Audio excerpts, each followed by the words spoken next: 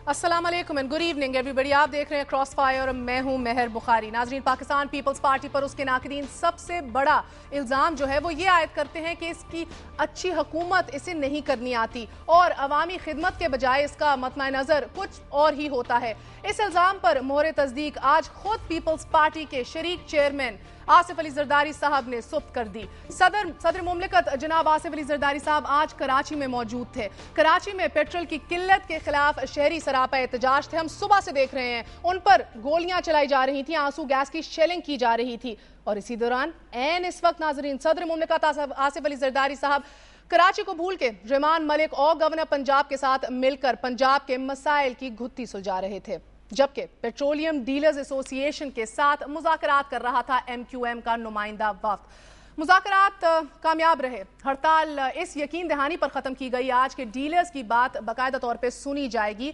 लेकिन सवाल ये पैदा होता है कि बात सुनेगा कौन। खबर यह भी है कि आज रात पेट्रोल की कीमतें मजीद बढ़ा दी जाएंगी। 13% के फिगर की तजवीज़ दी जा रही है। इससे पहले कि हम गुफ्तगू का आगाज़ करें, मैं चाहूंगी कि आप खुसूसी रिपोर्ट देखिए। दुनिया के कई ममालिक ऐसे हैं जिनकी औसतन आबादी शहर कराची की आबादी से कम है। अदादोशुमार कराची की आबादी को 2 से 2.5 करोड़ बताते हैं, लेकिन कराची में लगे जुर्म और मसाइल के अंबार को देखा जाए तो आबादी से कहीं ज्यादा दुगने हैं। पिछले चंद सालों में कराची में 25 से 30 हजार लोग मारे जा चुके हैं। सिर्फ 2010 में ये अदादोशुमार 2000 के हैं और पिछले 3 दिनों में 21 लोग मारे जा चुके हैं। कराची के एक आम ठेला लगाने वाले शहरी से लेकर बड़े ताजिरान भी हत्ताखोरी का शिकार हैं। सिर्फ 2010 में 169 केसेस रिपोर्ट हुए और इस एक महीने में 13 केस रिपोर्ट हो चुके हैं। चोरी डकैती की वारदातों के अदादोशुमार ये हैं कि 2011 के इन 2 महीनों में 3789 मोबाइल, 2924 गाड़ियां छीनी जा चुकी हैं और किडनैपिंग के रिपोर्टेड केस 11 हैं। कराची के संगीन जराइम में एक बड़ा जुर्म ड्रग माफिया का भी है, जो न सिर्फ मंशियात बेचते हैं बल्कि असलहा भी फरोख्त करते हैं। सोहराब गोट, मंगू पीर, पख्तूनाबाद, इब्तिहाज टाउन में कई होलसेल मार्केटें हैं और कराची के मरकजी, अंदरूनी और बैरूनी रास्तों पर जैसा कि national highway, hub river road पर जहां किसी किस्म का चेक नहीं है, जहां पूरे ऑयल टैंकर्स चोरी होने के वाकयात अक्सर सामने आते हैं। कराची का एक और अहम मसला कब्जा माफिया है। शाह लतीफ टाउन, गुदाब टाउन, सोहराब गोट और मंगू पीर पर कब्जा माफिया का राज बताया जाता है। टारगेट किलिंग के बाद जो दूसरा बड़ा काम कराची में दीदा दलेरी से किया जाता है वो बिजली चोरी का है। एक अंदाजे के मुताबिक कराची में इस वक्त 5 लाख कुंडे के ESC इंतजामिया का मजाक उड़ाते पाए जा रहे हैं और आज कराची में पेट्रोल पंप्स की अलामती हड़ताल हुई। कराची में मौजूद 400 से जायद पेट्रोल पंप्स बंद रहे। मुतालबा फी लीटर 50 पैसे कमीशन बढ़ाने का था। शहर भर में हंगामे हुए और गुलिस्तान जोहर के इलाके में नौबत फायरिंग और शेलिंग तक भी आई। सिर्फ आज के दिन में जुज़वी तौर पर 75% इंडस्ट्री मुतासिर हुई और 55 से 60 अरब रुपए का नुकसान हुआ। माहिरीन कहते हैं कि अगर कराची में एक दिन के लिए बदअमनी हो या एक दिन शटर डाउन रहे तो मजमूई कौमी पैदावार में $95 मिलियन का नुकसान होता है। लेकिन यहाँ फिक्र किसे है? वापस आने का शुक्रिया। इस हवाले से बात करने के लिए आज हमारे साथ मौजूद हैं chairman petroleum dealers association Abdul समी खान साहब, हमारा साथ दे रहे हैं पेट्रोलियम और कुदरती वसाइल की कायमा कमेटी के मेंबर जमशेद दस्ती साहब, पीपल्स पार्टी से भी मुंसलिक हैं।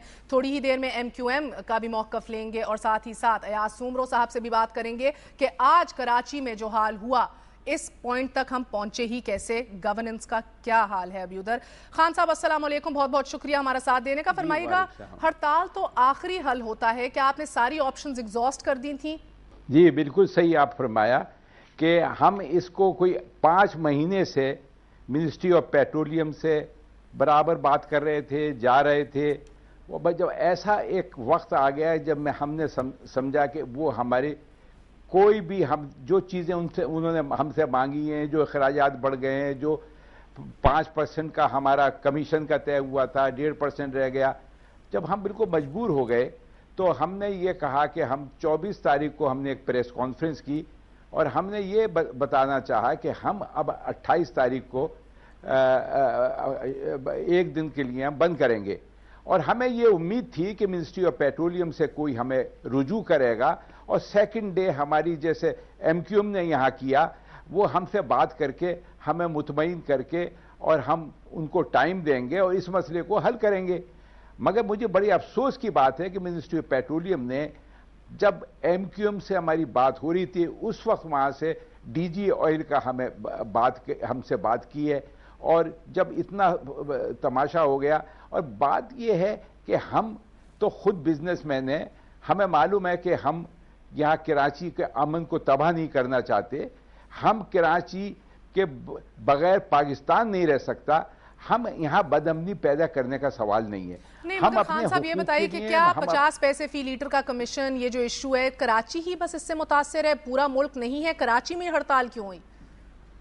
देखिए, ये कुछ गलत फहमी है। 50 पैसे तो इन्होंने अभी कम किए हैं, हमारा तो 5% की बात हो रही है, और कराची का कोई इशू नहीं, ये पूरे पाकिस्तान का इशू है। हम ये नहीं चाहते थे कि पूरे पाकिस्तान को हम बंद कर दें, हम तो इनको एक टोकन स्ट्राइक करके इनको बताना चाहते थे, मिनिस्ट्री ऑफ पेट्रोलियम को, कि आपने हमसे बात नहीं कर रहे तो हम आपको दूसरा रास्ता हमारे पास रहा नहीं है।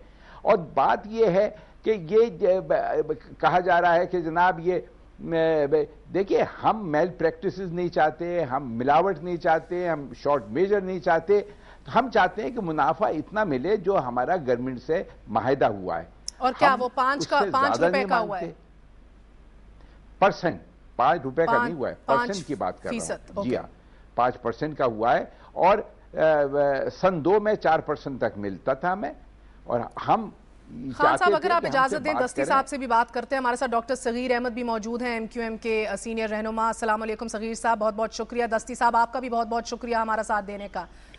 दस्ती साहब, पहले तो आप ही से पूछूंगी कि हम पीपल्स पार्टी को कुछ कहें तो आपको बुरा लगता है, अगर जजेस को बहाल करने की बात हो तो लॉन्ग मार्च आपके लिए करानी पड़ती है, छोटा सा मसला हो पेट्रोल पंप्स का या कमीशंस का, तो हम देखते हैं कि पेट्रोल पंप जो हैं वो हड़ताल कर देते हैं, बंद हो जाते हैं, लोग मुजाहिरे करते हैं, कराची पूरा बंद हो जाता है, आप आंसू गैस करवाते हैं, हवाई फायरिंग कराते हैं, फिर जाके मसला कहीं जाके हल होता है। क्या बात है? हमारे वजीर भी जो हैं पेट्रोलियम और नेचुरल रिसोर्सेज के, एक तो वो भी मुल्क में अभी पाए नहीं जा रहे। शुक्रिया, आपका गुजारिश है कि मसाइल का हल जो है ना, एक जमहूरी दौर में पहली तो बात है कि हड़तालें उस दौर में होती है जब जमहूरियत और आज़ादी हो। तो मैं समझता हूँ कि आज आज़ादी है, लोग अपने हकूक की बात खोलकर कर रहे हैं, और हम भी जब भी खुशी होती है, मैं एक हैसियत वर्कर के कहता हूँ कि लोगों सर, आप गवर्नेंस कैसी कर रहे हैं? दस्ती साहब, आप मेरे इशू पे रहें प्लीज, जमहूरियत के वापस उस बयान के ऊपर ना जाए, ये तो लंबी स्पीचेस आप सबको रट्टी हुई हैं। ये गवर्नेंस किस तरह की है सर? आज फायरिंग हुई है, आज लाठी चार्जिंग भी हुई है, आज आपकी आंसू गैस हुई है, ये किस तरह की गवर्नेंस है? गुजारिश इस चीज की है कि कायमा कमेटी में अगर पेट्रोलियम की मिनिस्ट्री अगर इनकी बात नहीं सुनती तो इखलाकी तौर पे ये कमेटी को दरखास्त कर सकते हैं, और अल्हम्दुलिल्लाह ये कमेटियां फैसले करती है और इनके फैसलों पे इम्प्लीमेंट भी होता है। हम इसलिए बैठे हैं, हम उसको किसी चीज को और तमाम पार्टियों को लोग नुमाइंदगी दी जाती है। अब इनका ये हक है, इन्होंने अगर एहतजाज किया है तो इनके साथ बात भी हो रही है, क्योंकि लॉ एंड ऑर्डर की जब सूरत हाल बनती है तो कुछ ना कुछ वहाँ इंतजामिया लोकल तौर पे करती है, ना कि कुछ पीछे हुकूमत का हाथ होता है हम उनको कहते हैं पुलिस है उनका माजी। हमने खुद भी पुलिस के डंडे खाए, ये उस वक्त क्या नहीं कर सकते। मगर इनका मसला आज भी कौमी असम्बली में हैदराबाद डीसी साहब ने उठाया, और इस पे बाबर रहमान साहब ने अश्योर किया कि इनका मामला जो है ना हम हल करेंगे, और ये हमारी अखलाकी जिम्मेदारी बनती है। दस्ती साहब, आपने पेट्रोलियम का कोई इशू अपनी कमेटी में टेकअप किया है? दस्ती साहब जी, आपने कभी पेट्रोलियम का कोई इशू अपनी कमेटी में टेकअप किया है?